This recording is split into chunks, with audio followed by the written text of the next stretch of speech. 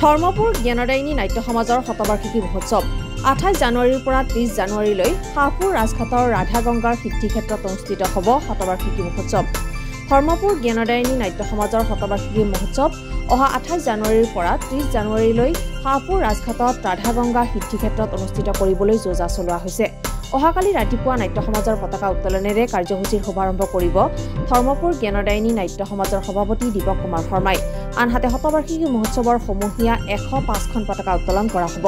ইয়াৰ পিছতে ৰাতিপুৱা 11 বজাত বাৰেৰহণীয়া সাংস্কৃতিক শোভাযাত্ৰা উদ্বোধন কৰিব মন্ত্ৰী চন্দ্ৰমোহন পাটোৱাৰীয়ে। উক্ত শোভাযাত্ৰাত উপস্থিত থাকিব বিশিষ্ট অভিনেত্ৰী আঙুৰলতা ডেকাৰ লগতে আশা বৰদলৈ আৰু জনপ্ৰিয় গায়িকা পল্লৱী ভাৰ্গৱ। ইপিনে অহা 28 আৰু 29 জানুৱাৰীত নাট প্ৰদৰ্শনৰ লগতে 30 জানুৱাৰীত ৰাতিপুৱা অনুষ্ঠিত হ'ব মুকলি সভা।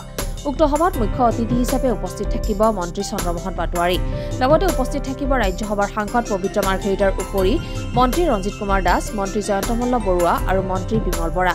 আনহাতে উক্ত দিনা স্মৃতিগ্ৰন্থ উন্মোচন কৰিব সদৌ অসম ছাত্ৰ সন্থাৰ ডক্টৰ সমুজ্জ্বল কুমাৰ ভট্টাচাৰ্যই। জ্ঞানদায়িনী নাট্য সমাজৰ পৰা 1919 ইংৰাজী চনতে স্থাপিত হোৱা ধৰ্মপুৰ জ্ঞানদায়িনী নাট্য সমাজ বৰ্তমান 105 বছৰত ধৰি দিছেহি আৰু এই 105 বছৰীয়া অনুষ্ঠানটিৰ পূৰ্বপুৰুষসকলে দি যোৱা যিখিনি স্মৃতি, সেই স্মৃতি ৰোমন্থন কৰিবলৈ আমি যুগমীয়া কৰিবলৈ শতবাৰ্ষিকী মহোৎসৱৰ আমি আয়োজন কৰিছোঁ।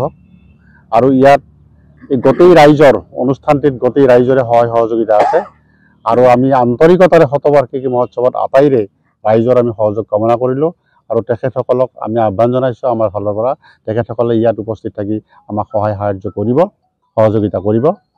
আৰু ইয়াৰ আৰম্ভ হ'ব শতবাৰ্ষিকী মহোৎসৱ 28 তাৰিখৰ পৰা 28, 29, 30 জানুৱাৰী তিনিদিনীয়া কাৰ্যসূচীৰে। 28 তাৰিখে আৰম্ভ পতাকা উত্তোলনৰ কাৰ্যসূচীৰে আৰম্ভ হ'ব।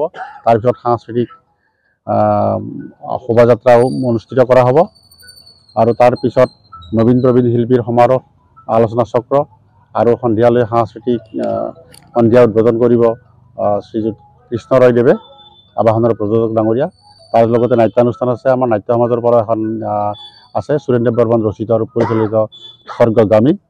আৰু পিছদিনা আমাৰ আৰম্ভ আছে সদৌ অসম জয়ন্ত হাজৰিকা সংগীত প্ৰতিযোগিতা আছে আৰু এই প্ৰতিযোগিতাত উপস্থিত থাকিব মণিষা হাজৰিকা বাইদেউ আৰু জে পি দাস ছাৰ। আৰু তাৰপিছতে আছে একক অভিনয় প্ৰতিযোগিতা আৰু সন্ধিয়ালৈ সাংস্কৃতিক সন্ধিয়া উদ্বোধন কৰিব নেমকেয়াৰ হস্পিটেলৰ সঞ্চালক ডক্টৰ হিতেশ বৰুৱাদেৱে। ভৱেশ কুমাৰ দাসৰ ৰিপৰ্ট, DA 365।